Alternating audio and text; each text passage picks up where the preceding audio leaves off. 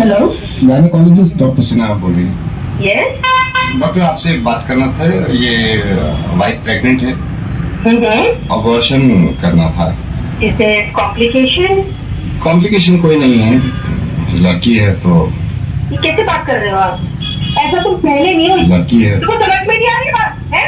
Abortion करा दूंगा। लड़का चाहिए होगा आपको? नहीं, लड़का नहीं, लड़की ही चाहिए थी।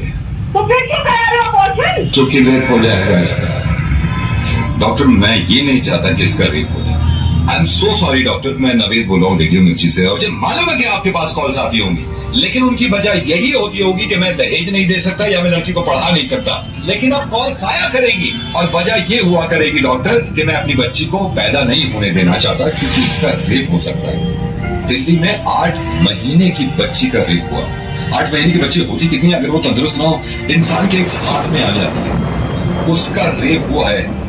सॉरी मैंने आपका वक्त भी ले लिया, लेकिन मैं बताना चाह रहा हूँ सबको कि ये होने लगेगा, वरना इस चीज को बंद करवा दो। मेरी समझ में नहीं आता कि स्लोगन देखने के बाद लोग खुश हो जाते हैं, बेटी बचाओ बेटी पढ़ाओ। क्यों हम पहले ही जाहिर कर देते हैं कि बेटियां कमजोर हैं, पढ़ी लिखी भी नहीं है, इनको बचाना भी है। ऐसे स्लोगन क्यों नहीं बनते कि बेटे को बताओ और ना माने तो थप्पड़ लगाओ। और जितने लोग इस बात को मानते थे ना कि लड़की घर से बाहर निकलती है तो रेप होता है, उसके रिश्तेदार ने बेडरूम में घुस के उसकी बच्ची के साथ रेप किया। जब उसके माँ बाप ने इस बच्ची को देखा तो खून में लथपथ पड़ी थी, पूरा हॉस्पिटल गूंज गया था इसकी चीख से।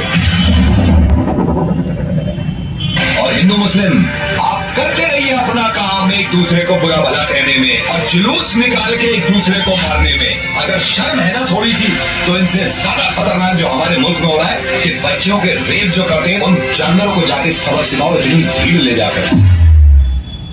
और कोई बताने की जरूरत नहीं है किसी को कि लड़कियां किसी से कम नहीं होती। जब आप किसी को ये बता दें कि लड़कियां किसी से कम नहीं है, इसका मतलब यह है कि कहीं ना कहीं पहले से ही दिमाग में हमने ठूस रखा है कि लड़कियां कम होती है। 100 करोड़ की आबादी में अगर एक इंसान भी मेरी आवाज सुन रहा है ना और इसको ये लगता है कि लड़कियां देर रात घर से बाहर निकलती हैं तो रेप होते हैं, तो मुझसे बात कर ली। मैं कसम खा रहा हूं, अगर इसने मुझे हरा दिया इस चीज में तो जिंदगी में कभी रेडियो पे नहीं आऊंगा और अपनी आवाज नहीं सुनाऊंगा। डॉक्टर आई एम सॉरी, मैंने आपका काफी वक्त ले लिया। I think you are right Naved.